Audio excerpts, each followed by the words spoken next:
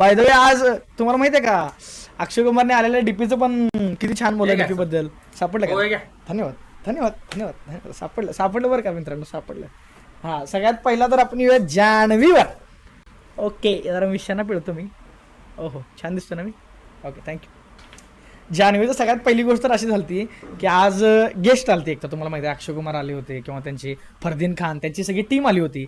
हे मला एक जान्हवीचं काय आवडलं माहिती आहे का, आज ती जी खरोखर फाटली ना, आज ती जी वाट लागली तिला, जेव्हा ती चेष्टेत पण घेऊ शकली होती, पण तिला जेव्हा कळलं की नाही बाबा आता आपली वाट लागणार आहे, तेव्हा जे काही रिॲक्शन ती दिली की नाही आता माझी खरंच वाट लागल्या.